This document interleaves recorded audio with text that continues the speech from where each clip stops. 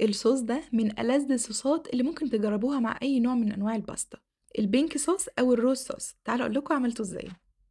أول حاجة سلقت المكرونة بالطريقة العادية، وأنا هنا استخدمت النوع البني، ممكن تستخدموا أي نوع باستا تفضلوه. سلقته سلق كامل وشيلته على جنب، وفي نفس الحلة حطيت مكعب من الزبدة وعليهم شوية من الزيت. الوصفة دي من وصفات الحلة الواحدة. أول ما الزبدة كلها ساحت ضفت عليها 4 فصوص من الثوم متقطعين صغير أو مفرومين. أنا دايما بحب أضيف الثوم الأول علشان روايحه تطلع مع أي نوع بروتين هضيفه معاه.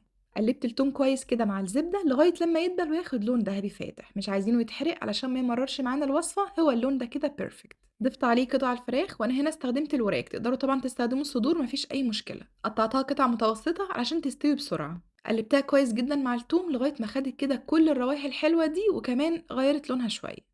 بعد كده ضفت عليها بصلاية كبيرة تكون متقطعة مكعبات صغيرة أو جوليان، وفلفل رومي أو فلفل ألوان. قلبت كل ده مع بعض على نار عالية علشان الفراخ ما تنزلش المية بتاعتها وتبقى جوسي. بعد كده ضفت التوابل: ملح، فلفل اسود، توابل فراخ، بابريكا، توم باودر، وبصل باودر. وقلبت كل ده مع بعض كويس وخليتها برضو على نار عالية عشان الفراخ ما تفقدش السوائل اللي فيها. خليتها على النار لغاية لما الفراخ تاخد تسوية كاملة وكل المية اللي فيها دي كمان تنشف. فضلت اقلب فيها كويس لغاية لما اتأكدت ان هي كلها استوت والمية اللي فيها كمان نشفت زي ما انتم شايفين كده. شلت كل الفراخ دي على جنب، وفي نفس الحلة برضو هنعمل الصوص. حطيت 4 مكعبات كبار من الزبدة، وأول ما ساحوا كده وسخنوا كويس هضيف عليهم بقى قد الزبدة بالظبط دقيق، يعني 4 معالق كبار من الدقيق. يعني هنعمل كده زي الصوص البشاميل.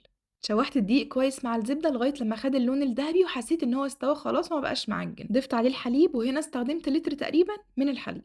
اهم حاجة وانتوا بتصبوه تفضلوا تقلبوا في نفس الوقت علشان كده ما يكتلش معانا والصوص يطلع معاكم مظبوط.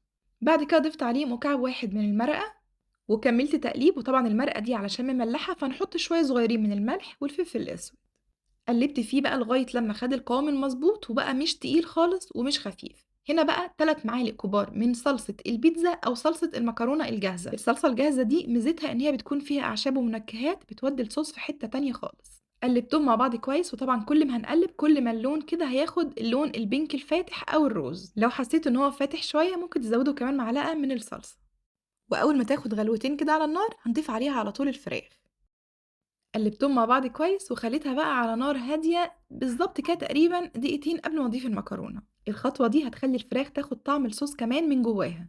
وقلبت كل بقى حاجة مع بعضها وخليتها على نار متوسطة لمدة 10 دقايق عشان كمان المكرونة تاخد من طعم الصوص ويبقى كل حاجة كده واخدة من بعضها. عايزة اقول لكم ان الوصفة دي بتتقدم في اشهر المطاعم وبتكون اسعارها عالية جدا. زي ما انتم شايفين كده عملتها باسهل طريقة، وبجد طعمها ألذ كتير كمان من اي مطعم هتجربوها فيه. يعني وصفة سريعة في حلة واحدة ومش تاخد معاكوا ولا وقت ولا مجهود، وهتطلع معاكوا احلى طبق باستا هتجربوه. جربوها بطريقتي وانجوي.